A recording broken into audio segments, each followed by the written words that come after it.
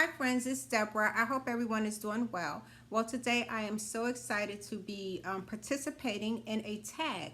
Okay, the tag is titled "It's Back to School Time 2019," and I am so excited to be participating, and I really appreciate the tag for participation. Now, it is being hosted by Everyday Living with Karen Jeter and Cheryl, who is over at Miss Cheryl's Place. So I'm going to answer all of the questions, and hopefully it'll give you a little perspective on me and my son and how we prepare to go back to school. All right, guys, let's get started. So there's a list of questions that we were asked to answer. So forgive me because I'm going to have to look down because I believe there is 16 questions. So I'm just going to go in order and answer the questions. The first questions is, if you're a working parent or guardian, do you have a sick plan in place if your child becomes ill? Now, my son, we have one child, Corey, and he is he's in 11th grade, and he just turned 16 years old in June.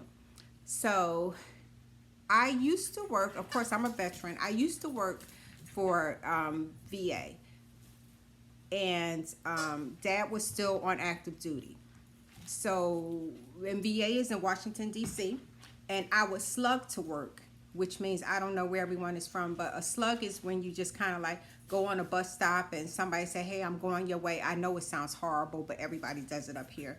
And then you hop in the car with them, and then you just slug to work.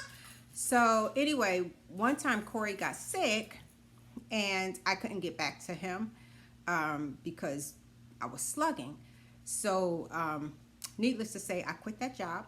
So now I still work for the government, but I work like 12 minutes away from the house, and Corey's older. At that time, he was like 7, and it is horrible when your child is sick and you can't get to them. So I was like, something has to change. So we do have a sick plan in place. I have some amazing people on my list, but the wonderful thing is that my schedule is amazing, where if Corey gets sick, I'm able to come home, I'm able to work from home, and so it works out pretty well for us.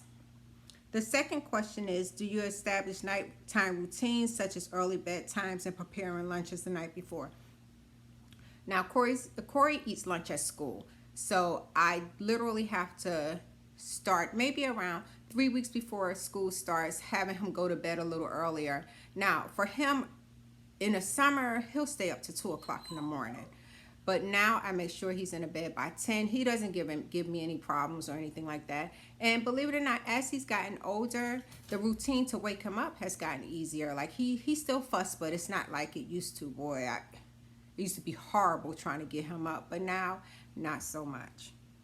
The third question is, how do you keep up with all the school forms that come home the first week? It's a lot.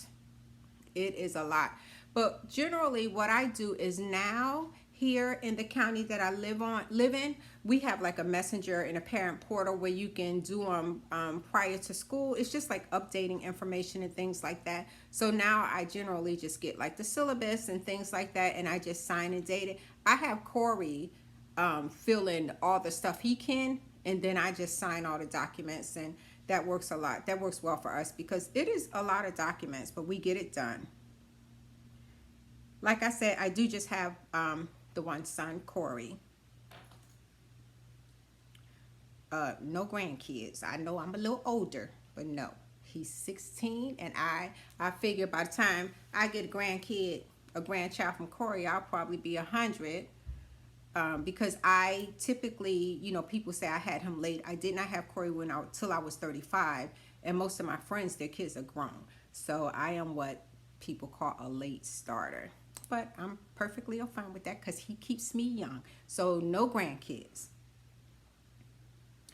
And he goes to a public school here in the county. He did Curtis is retired. So prior to retiring from the Army, he did go to Department of Defense schools the entire time, which is on a military installation. So when he retired, that was the first time he ever went to a public school. And actually, he loves it. The schools here are pretty good, and he's really made the adjustment well.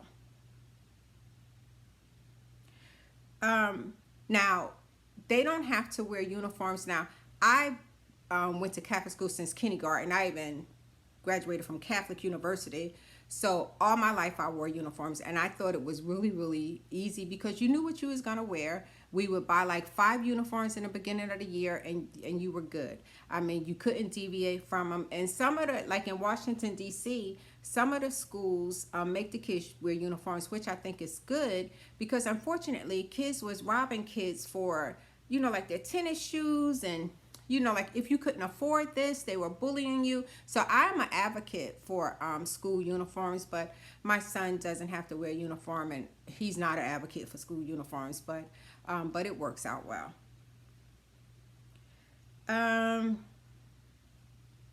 How do you prepare your home for back to school? So what I normally do, like for today, I am a crock pot cooker. So what I did this morning was I put some ribs in a crock pot, and so then that'll be dinner, and then all I got to do is make a salad and some bread, and we'll be fine. But when Corey comes home, Corey in high school, he gets out at 2:20. I'm normally not home till about 4 o'clock, but he's in 11th grade, so he can always make his snack. But on the days that I am home, I absolutely love him to come home and have a snack on the table because I don't get to do that. And sometimes I feel like, oh my God, I wish I could be home with him. But, you know, that's not it. No, I'm not going to say it's not possible, but I didn't go to college for nothing. So I love working. So he feeds himself when he comes home before me. But if we're home before him, we love to make him a snack for when he gets home. Now, Corey's homework this is question number 13. Now, I can't help Corey with his homework. I'm not even gonna lie. Now, my son is in all AP classes, and he is a cybersecurity person. So, I got a graduate degree. Curtis got a PhD, but the stuff they bring home today is not the stuff they brought home in the 70s or the 80s. It's totally different work. Now, I can get him a tutor if he need one, but can I help him with the stuff he brings home? Absolutely not. So but thank God he has a really good team of friends, and they are all, you know, they are all very, very smart, and they can help each other. But no, I'm not gonna lie, I can't help him with his work. He brought some physics home. I just said, baby, just let me know if you need a tutor. Mommy got you. Mommy and daddy got that covered. But can we help him? Absolutely not. So he does his homework on his own.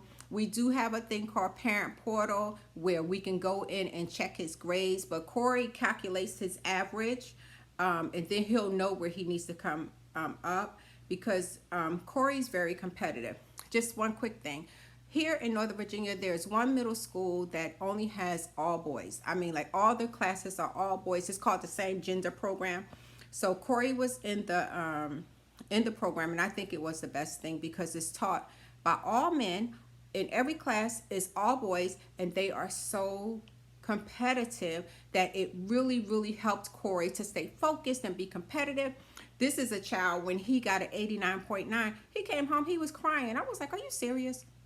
Because he was like, Mom, just 1 point from an A. And then me and Curtis, our crazy behinds, Corey said, Mommy, I need a tutor, and this is for geometry. Now, what child needs a tutor for 89.9? But we got him a tutor, and he got an A in the class. So I digress. Okay, the next question is, Corey actually eats at school. They have a really good menu. Every now and then he'll like to take his lunch, but for the most time he eats at school, and it is not cheap. You know what I mean? But he eats, sometimes he'll eat breakfast. Normally he'll take a shake. He'll take a shake from the house, like a protein shake and a banana or something like that. But you know, sometimes they want to eat breakfast with their friends, and you know, he'll eat, but it's definitely not cheap.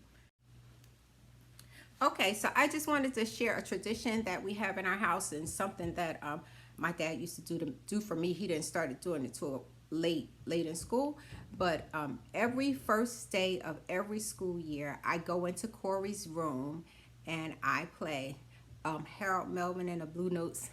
Wake up, everybody, no more sleeping in bed. I know you probably, if y'all young, y'all don't know what I'm talking about, but it is a real motivational song. So I play it every single year on the first day. And I'm going to put a clip on here of how he reacts to it. Now, as corny as it may sound, one year I didn't do it and he mentioned it. And he was like, Mommy, I didn't get my song. And you know, it just goes to say that you don't think that these kids are thinking about traditions, but they really are. Okay, I hope you guys enjoyed it. Hang in there, parents. The first week is rough, but it absolutely gets better. Okay, so now I'm going to end this, but I want you guys to look at Corey's reaction when I go into his bedroom on the first day of school, which was Monday, and do our traditional song. All right, guys, thank you so much for watching and have an amazing school week.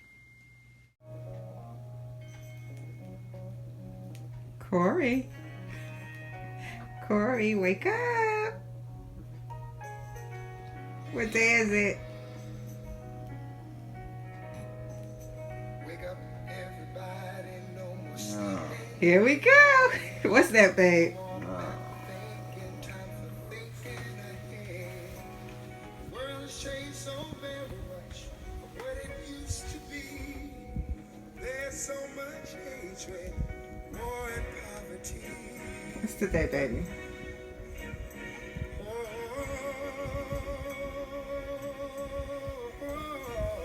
Wake up, First day of junior year. You don't sound too excited. maybe then they'll listen to what You don't want to sing this traditional song with me? they're the ones who's coming. No, that's what I do. It's too early. Yeah. Just the very best I can. Okay, that's enough. That's enough.